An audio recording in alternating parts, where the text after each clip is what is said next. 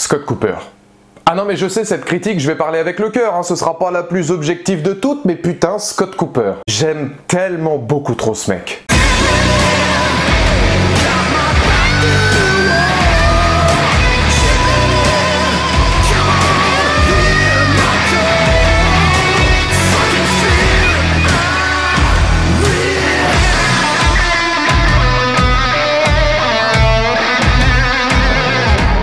Bonjour à toutes et à tous, c'est Valou et bienvenue pour cette toute nouvelle vidéo, cette toute nouvelle critique consacrée à... Mais c'était fait par le réalisateur qui a fait Les Brasiers de la Colère. Comment voulez-vous que le film soit mauvais? Il y a même Guillermo del Toro. Ou plus sérieusement, la critique d'affamé de Scott Cooper, effectivement réalisateur des Brasiers de la Colère, mais aussi de Crazy Heart, d'Hostile, produit par la légende du drame fantastique horrifique Guillermo del Toro, avec un casting plutôt estampillé série télévisée, puisqu'on y retrouvera dans les rôles principaux Kerry Russell, Jesse Plemons, inoubliable Todd de Breaking Bad, la saison 5 de Breaking Bad, évidemment on ne l'oublie pas, et dans le rôle du jeune Lucas, l'enfant présent sur l'affiche, Jeremiah T. Thomas, qui est juste bluffant, je ne sais pas d'où sort ce gosse, mais alors il est incroyable dans ce film, et alors je vais vous dire, affamé, clairement c'est un film que j'attendais avec impatience, puisque Scott Cooper, après Hostile, après Les Brasiers de la Colère qui est probablement dans mon top 5 de mes films cultes, s'attaque à un nouveau genre filmique, hashtag fantastique, hashtag horreur, sans oublier la palette dramatique évidemment qui fait son cinéma. C'est produit par Guillermo del Toro, ça se passe dans le fin fond de l'Oregon, et c'était exactement ce que je souhaitais retrouver chez du Scott Cooper, cet autre visage de l'Amérique beaucoup plus désœuvré, beaucoup plus difficile, beaucoup plus sombre, qui fait en général le charme de sa réalisation dans une grande partie de ses longs métrages, et qui là pouvait s'inclure dans l'horreur, mais aussi dans différentes notions fantastiques, puisque même si je ne dirai rien pour éviter les spoils, on est sur des thématiques qui vont inclure de la mythologie, des légendes amérindiennes, enfin il y a vraiment beaucoup de choses qui pouvaient ressortir d'un film comme ça. C'était donc avec une grande impatience que j'attendais d'aller voir le film et donc de faire cette review, et je ne vais pas vous mentir, c'était vraiment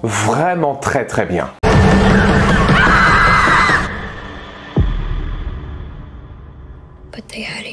Je vais donc diviser cette critique en deux parties, la première sur comprendre Scott Cooper, ou en tout cas comment voir les thématiques propres à Scott Cooper dans un film horrifique, et une deuxième partie qui là sera beaucoup plus consacrée autour des mythes et de l'horreur. Et vous allez voir que finalement cette première partie, je pourrais la faire en une seule réplique.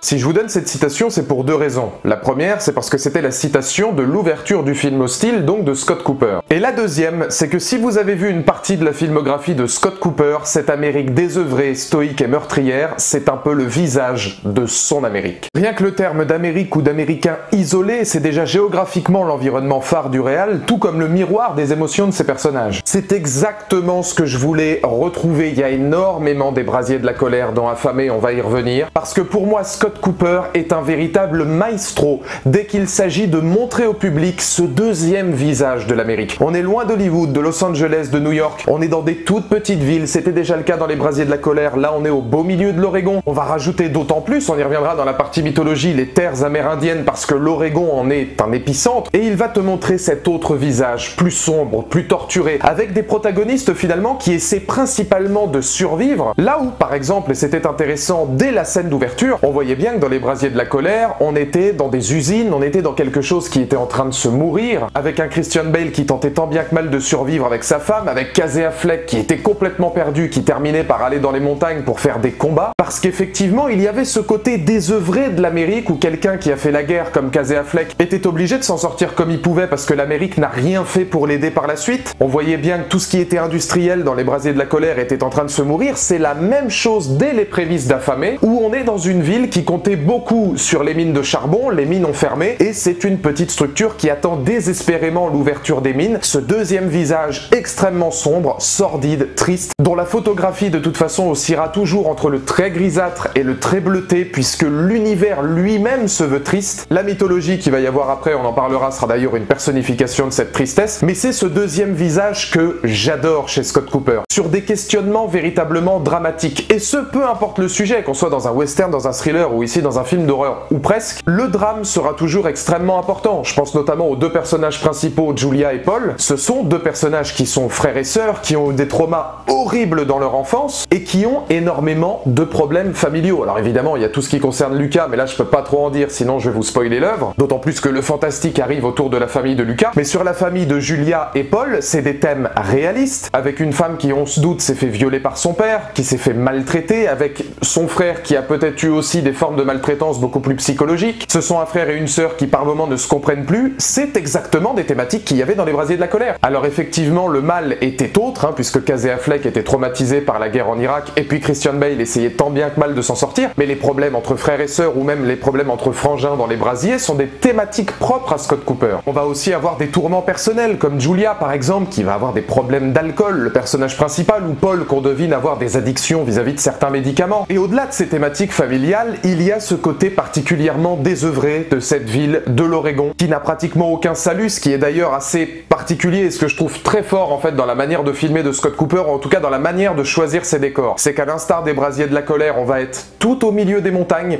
comme si finalement cette ville était en huis clos et qu'on n'avait aucun moyen de s'en sortir. C'est l'une des grandes forces de la réal de Scott Cooper, même si on y reviendra après sur toute la partie évidemment horrifique, dans la façon dont il va filmer cette ville, qui permet d'avoir des lacs et des montagnes environnantes un petit peu partout, on se sent extrêmement oppressé. Ça a beau être un film en extérieur pour la plupart de l'œuvre, on a l'impression d'un huis clos où les personnages sont oppressés comme s'ils ne pouvaient pas sortir de leurs propres conditions, c'est-à-dire comme si cette ville ne pouvait pas refleurir après avoir été l'un des fleurons justement des mines de charbon qui ont aujourd'hui fermé, mais aussi comme les personnages étaient prisonniers de ces créatures-là, comme si les personnages étaient prisonniers de cette mythologie, de cette horreur, comme s'ils étaient tous prisonniers de leurs drames familiaux, etc.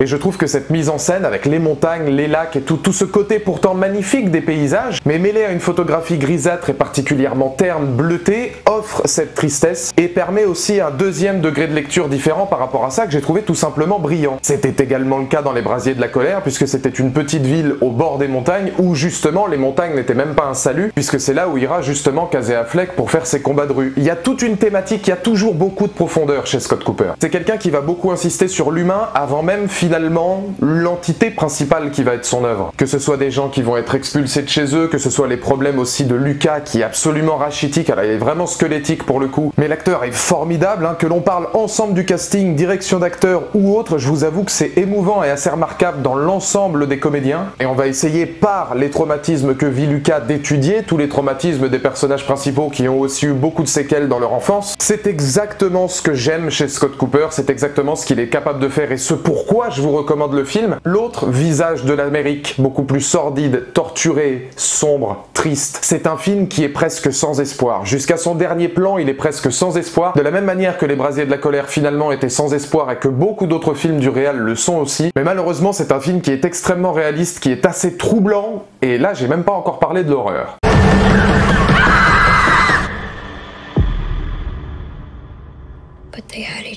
Parce que je trouve que Scott Cooper, c'était particulièrement compliqué d'inclure son cinéma dans un style horrifique, dans un drame horrifique, puisqu'on ne savait pas exactement où est-ce qu'il allait mettre les pieds, et moi je vous avoue qu'avec les bandes annonces, je n'avais aucune idée de quelle mythologie, de quelle légende allait être abordée. Sur le point de vue de la mythologie abordée, même si je vous donne un petit indice, c'est une mythologie amérindienne, il y en a quand même quelques-unes, donc ça vous laisse encore de quoi voir venir, je ne m'y attendais pas particulièrement parce que je n'avais pas suffisamment de sources vis-à-vis du film, et je crois que j'avais vu qu'une seule bande annonce il y a très longtemps. Je trouve que c'est particulièrement bien manœuvré, ne serait-ce que pour la scène d'introduction et sa scène finale, ou que ce soit sur le visuel des créatures, où il y a des effets pratiques, il n'y a pas que des CG, ça c'est vraiment bien vu, parce que je pense pas qu'il avait un budget notamment pour faire tout en CG, et puis évidemment ça inclut le spectateur dans cette peur, dans cet effroi, parce que c'est quelque chose qu'on pourrait presque toucher, ça c'est absolument génial, mais dans la photographie qu'il est capable de mettre, notamment dans les mines, dans son introduction et dans sa conclusion, qui sont les deux scènes principales où on va finalement déceler, deviner la créature, c'est absolument magnifique. Le travail sur l'éclairage, sur les couleurs, même sur la réalisation, ou globalement ça je peux le dire, puisque effectivement c'est pas un spoil, j'ai compté peut-être 2 voire 3 jumpscares, ce qui n'est vraiment pas beaucoup parce que c'est un film d'ambiance. C'est pas un film qui va faire particulièrement peur, puisque pendant les 3/4 du long métrage, on n'a pas peur pour les protagonistes, c'est beaucoup plus de l'ambiance, c'est beaucoup plus acté aussi sur le drame, sur le psychologique, et moi c'est ce que je trouve génial dans le cinéma d'horreur. Bon, rassurez-vous, certaines scènes sont quand même bien flippantes, mais dans l'ambiance, le monde montage, l'acting ou le visuel très réussi de la créature ou de ses métamorphoses. Un cinéma d'horreur qui te ferait 150 000 jumpscares dans ce genre de long métrage là, pour moi ça ne m'intéresserait pas. Et globalement c'est vrai que c'est extrêmement bien manœuvré dans l'horreur, dans le suspense et dans l'ambiance qu'il essaie d'employer. Cette mythologie là d'ailleurs, cette créature là, moi je la vois un peu comme la vision de tous les traumas des protagonistes, comme la vision de cette ville qui est complètement perdue, parce qu'elle est presque la personnification horrifique de tout l'univers filmique de Scott Cooper. Tout ce qui va être famine, tristesse, torture, chose sans espoir, véritablement survie, c'est une thématique qui est abordée dans l'œuvre par cette mythologie, mais ça représente très bien son cinéma. Les seules choses que je pourrais regretter, c'est que notamment pour 2 ou 3 des personnages, on s'attend beaucoup trop à leur mort, parce que c'est vrai que de la manière dont c'est filmé, de la manière dont les situations sont engendrées, même s'il n'y a pas de jumpscare, tu te doutes très bien que par rapport à ce que font les protagonistes, ils vont y passer clairement. Même si je trouve qu'il fait l'effort quand même de ne pas faire à des personnages des actes complètement ridicules ou qui ne se feraient absolument pas en temps normal. Pourquoi? Parce que c'est une des tares du cinéma d'horreur, on le sait très bien, mais pour que le cinéma d'horreur avance, il faut de temps en temps des personnages un peu stupides. Et ce que réussit à faire la Scott Cooper, et je vais vous donner 2 exemples, c'est qu'il va complètement à l'opposé de ce style de registre dans des choses infimes mais que j'ai pourtant trouvé typiquement intelligentes. Le personnage principal, à un moment donné, va rentrer dans la maison de Lucas, qui est une maison complètement désordonnée, vide, où il y a des bruits particulièrement atroces. Je dirais rien pour éviter les spoils, mais c'est vrai que ça ne donne pas du tout envie d'y aller. Elle va faire quelques pas dans la maison, et elle va tout de suite rebrousser chemin dès qu'elle entend les hurlements. Ça, dans n'importe quel film d'horreur lambda, la personne y serait allée telle quelle, but en blanc, parce qu'il fallait une situation et une péripétie. Et là, pour le coup, je trouve que c'est très intelligent de simplement la rendre humaine et de la faire partir, parce qu'on ne tombe pas dans le cliché du film d'horreur. Idem est pourtant dans un autre cas de figure avec une autre protagoniste, qui est aussi une enseignante, enfin qui est plus précisément une directrice d'école, puisque Julia est une enseignante. Mais là où la réalisation pourrait lui faire entendre des hurlements, des choses terribles qu'on entend depuis le début du métrage, elle va entendre des bruits de plainte comme des pleurs d'un enfant, puisque effectivement il va y avoir tout un enjeu autour du petit frère de Lucas. Et c'est plutôt bien vu, parce que pour le coup, elle, effectivement, elle va peut-être prendre des décisions stupides en rentrant dans la maison, alors que c'est vrai que ça sent le fennec, parce qu'il y a beaucoup d'enjeux autour du cannibalisme, qu'il y a des animaux morts un petit peu partout, etc.